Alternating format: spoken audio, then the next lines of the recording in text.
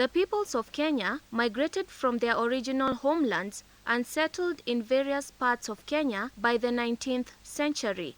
Once settled, they organized themselves socially, economically, and politically. We shall look at the economic, social, and political organization of the Bantu, the Kushites, and the Nilotes.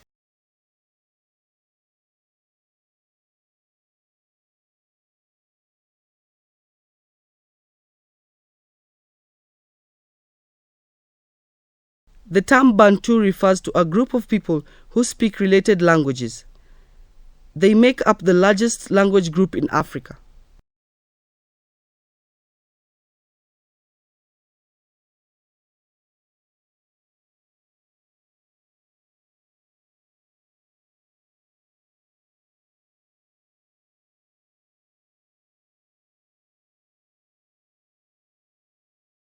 The Ameru belonged to the eastern group of the Bantu. During their migration, they came into contact with various communities. From these interactions, they were able to develop a system of government that ensured high standards of morality and stability. The subgroups of the Ameru are Igembe, Tigania, Imenti, Miitine, Igonji, Mwimbi, Mudhambi, Chuka, and Tharaka.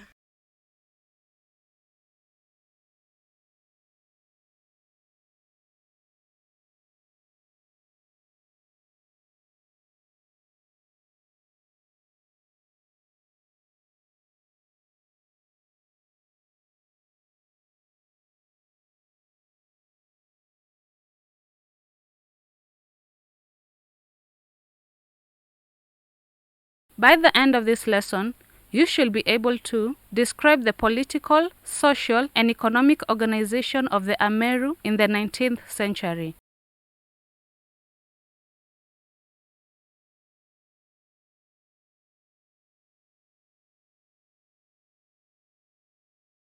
Try out the following activity.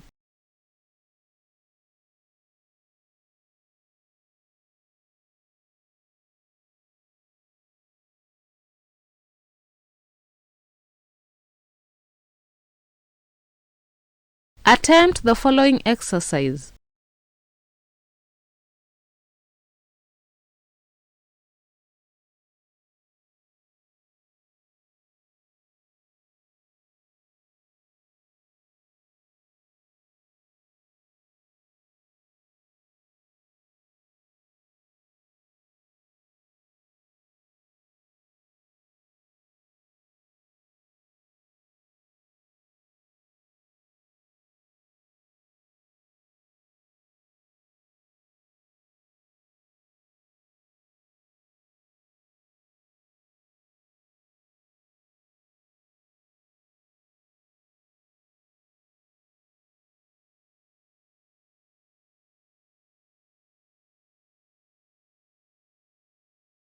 There are several aspects of the Ameru social organization. They include 1. They had councils which ranged from children councils to the supreme councils. 2. The supreme council was known as Jurinjeke. This council made the moral code which was followed by all.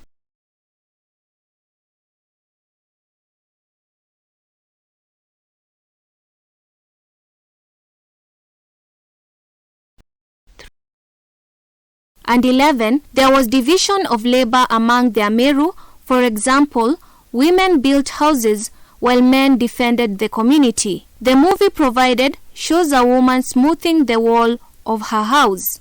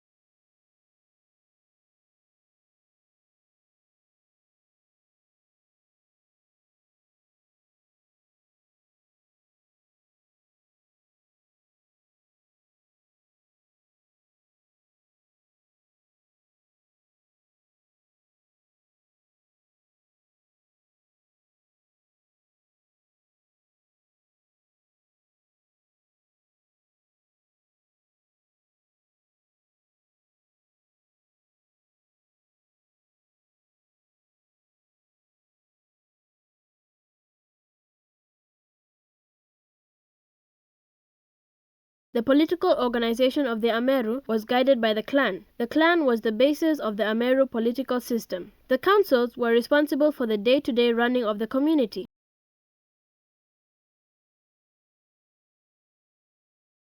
The Ameru had an age-set system which provided the community with warriors for defense. The warriors were called Ndaka and were isolated from the community for military training. They had religious leaders who influenced their political administration, for example, Mugwe.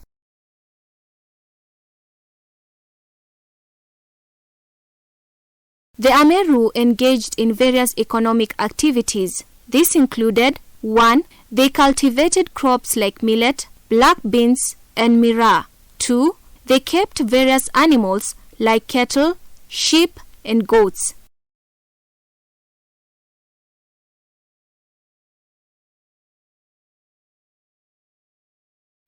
Three, they traded with their neighbors, for example, the Agikuyu. 4. They practiced iron working. They made iron tools like spears and knives. 5. They practiced hunting and gathering to supplement their diet. And 6. They practiced basketry, weaving, and pottery.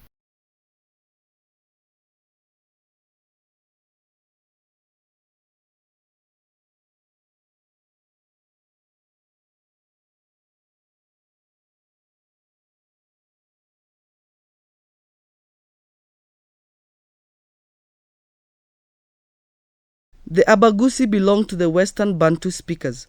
They have settled in the Kisii Highlands in southern part of Nyanza.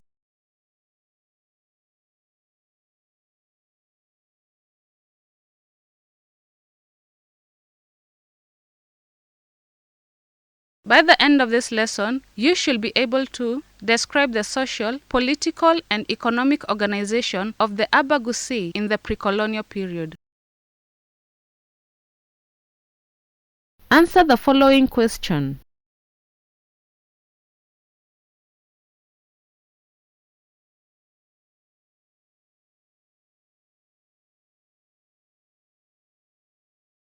Answer the following questions.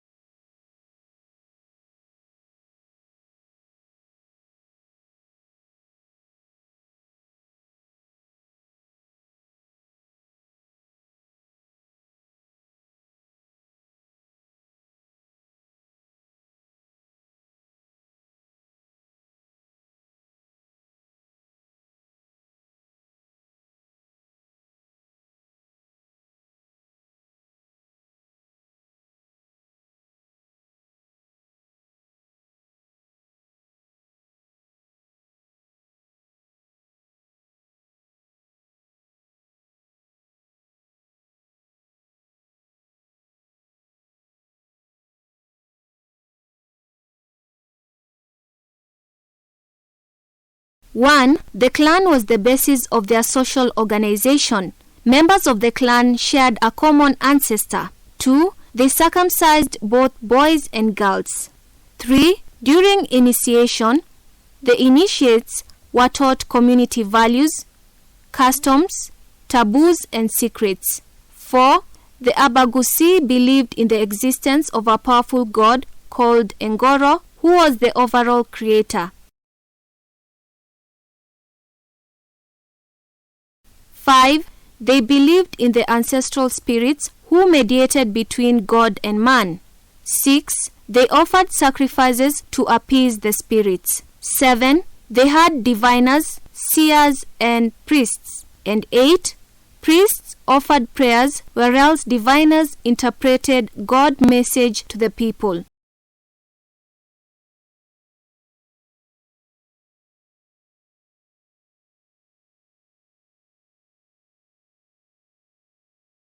The Abagusi political organization was also based on the clan system. The clan was led by a council of elders. They had a hereditary chief called Omogambi who also presided over religious ceremonies. They also had age set based on the time of circumcision. The age sets were mainly concerned with the defense of the community.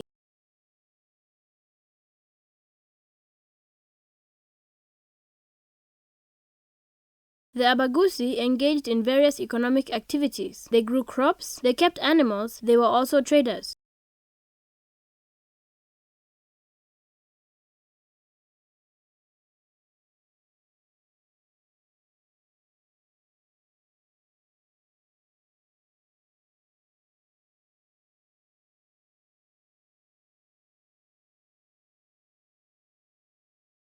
The Cushitic speakers are said to have originated from the Ethiopian highlands. It's from here that they moved to their current homes in Africa. In Kenya, they arrived in two groups, the Eastern and the Southern Cushites.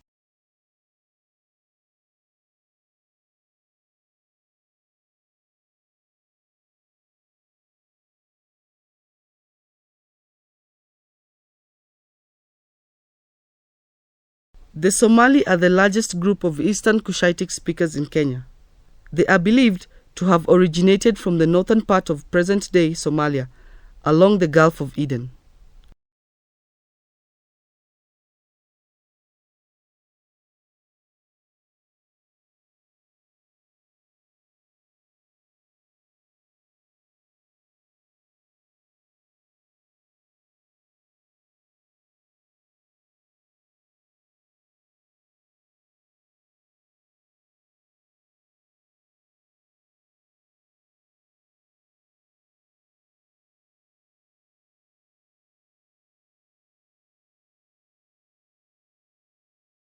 By the end of this lesson, you should be able to discuss the social, political, and economic organization of the Somali in the 19th century.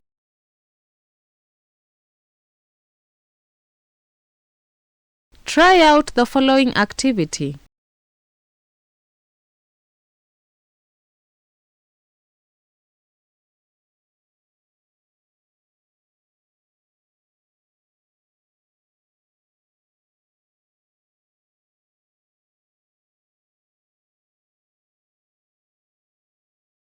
Answer the following questions.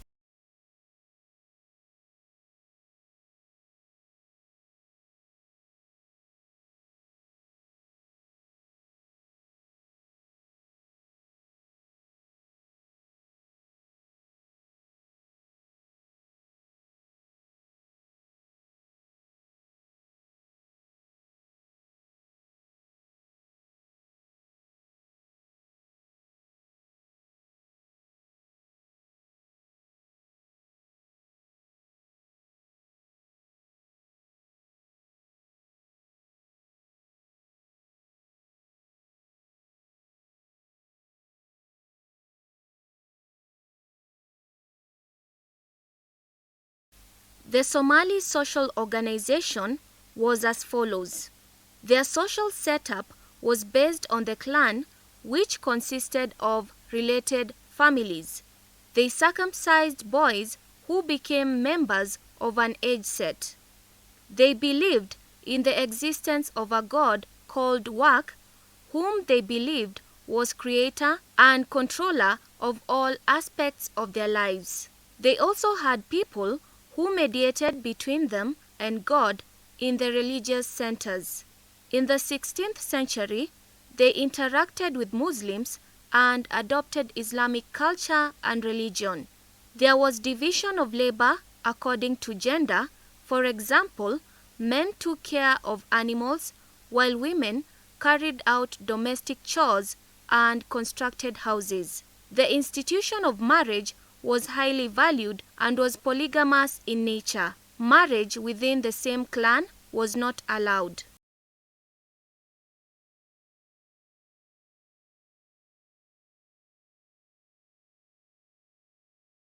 The Somali political organization was as follows. They had a decentralized system of government. It was based on the clan, which comprised of related families. Due to their pastoralist way of life, Their political organization was not stable.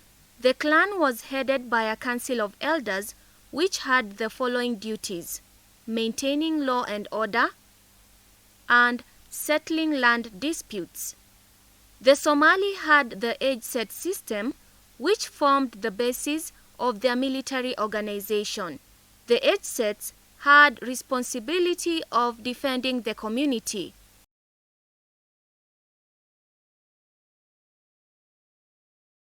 Due to Islamic influence, the Somali political setup was changed. They adopted the institution of sheikhs and imams as leaders of the community. The political system was based on the Islamic Sharia law.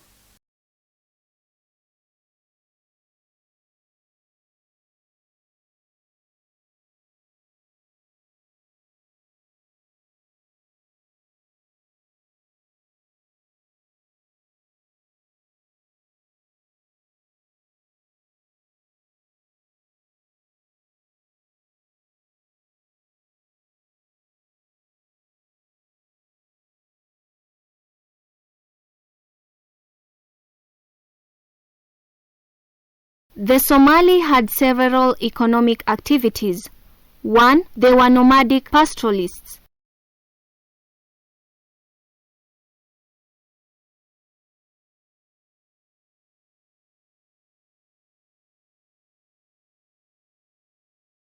2. They kept animals like camels, cattle, goats and sheep from which they got milk, blood and meat.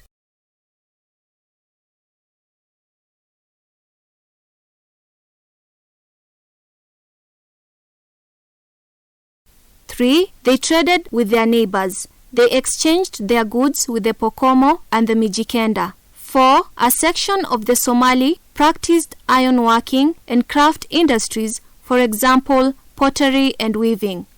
This section of the Somali was occupied by the Sab, or outcasts. And 5. They practiced hunting and gathering.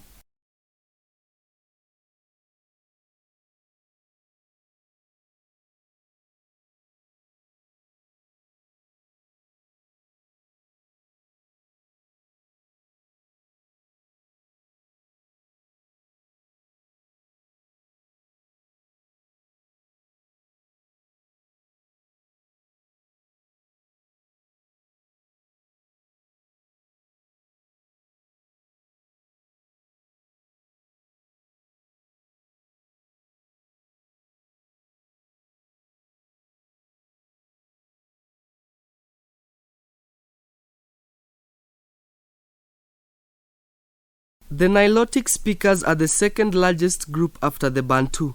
Their origin is associated with River Nile and they speak related languages. Their cradle land is said to be Bahr el Gaza in Sudan.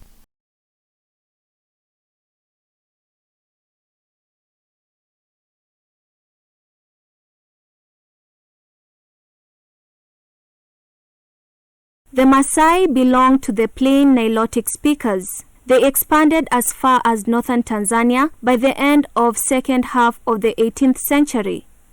By 19th century, they had reached the peak of their power and they developed political, social, and economic institutions. The map provided in the next page shows their current settlement.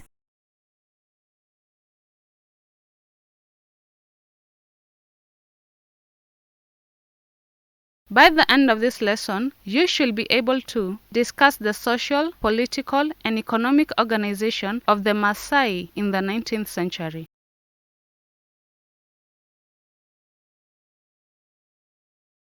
Attempt the following exercises.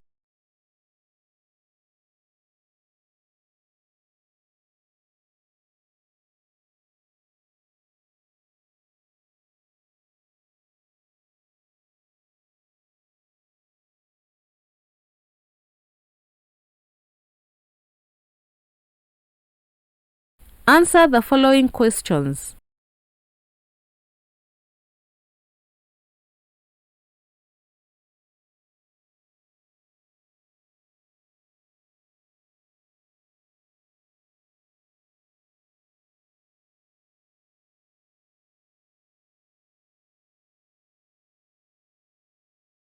Attempt the following exercise.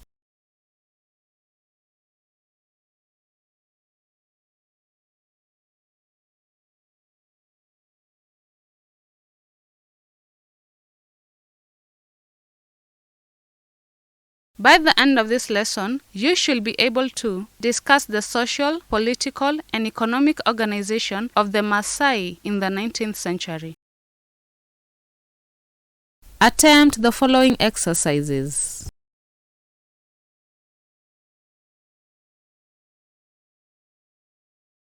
Answer the following questions.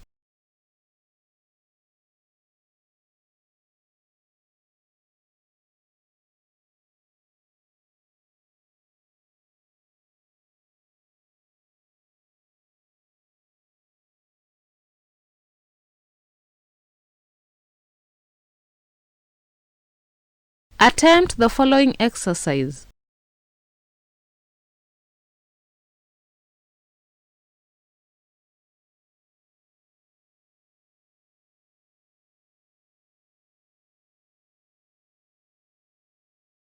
One, their social organization was based on the clan. Each clan had a particular brand of cattle.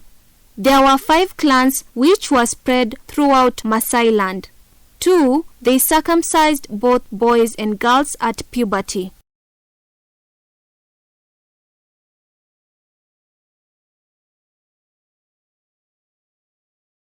3, after initiation, the boys joined an age set which they belonged to for the rest of their lives. 4, the age set formed a bond that united all the Maasai. 5, boys circumcised together joined the junior warrior class called the Morans. 6, the Morans lived in special homesteads called manyatas. 7, the Maasai had diviners and medicine men. 8, by the first half of the 19th century, the Purko Maasai created the institution of the Oloibon. 9, the Oloibon was a religious leader who presided over religious ceremonies. He was the custodian of rituals. He blessed the warriors before going to war. 10, the Maasai believed in the existence of a god called Enkai. 11, they offered prayers and sacrifices to Enkai at the shrines. 12, the Maasai had several social ceremonies which marked the rites of passage like birth, circumcision, and death.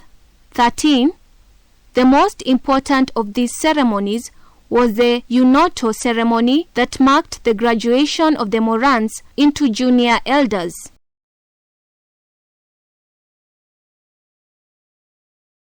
10, the Maasai believed in the existence of a god called Enkai. 11, they offered prayers and sacrifices to Enkai at the shrines.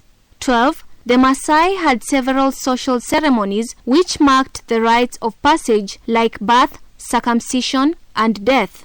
13, the most important of these ceremonies was the Unoto ceremony that marked the graduation of the Morans into junior elders.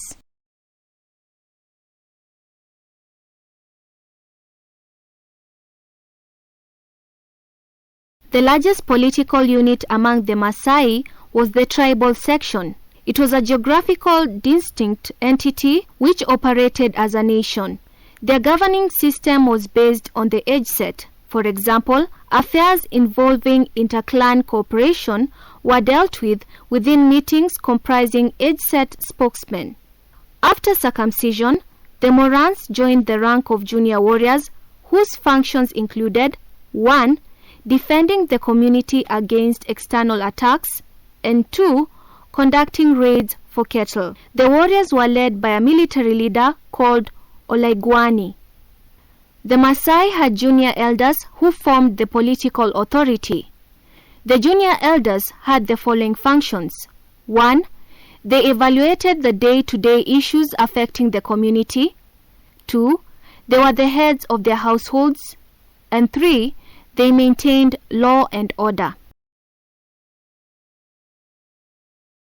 The junior elders were allowed to own livestock. They later graduated into senior elders, which comprised the senior most age set among the Maasai. Senior elders dealt with difficult cases and political decisions.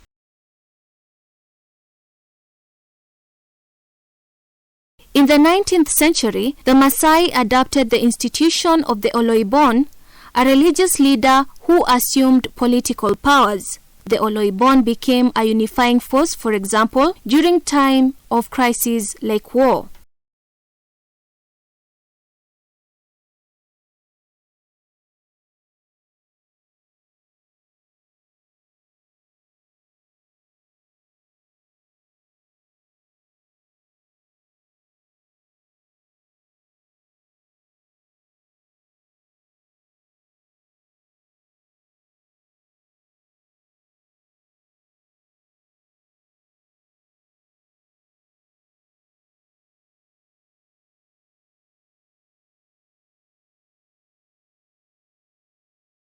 The Maasai were mainly pastoralists. They practiced nomadic pastoralism, whereby they kept large herds of cattle, flocks of sheep and goats.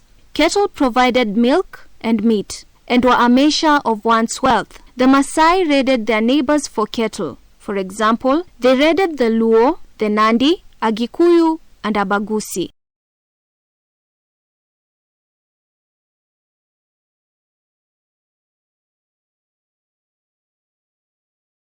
A section of the Maasai, the Kwavi, practiced cultivation of crops like finger millet and sorghum in addition to pastoralism. The Maasai also traded with their neighbors, for example, the Agikuyu, Kalenjin, Taita, and Abagusi. In addition, they practiced crafts like basket weaving, making leather items like sandals and necklaces.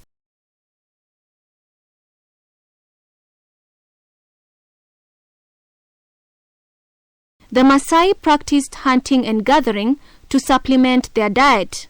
They also practiced iron working, and they made items like spears, arrowheads, hoes, and swords.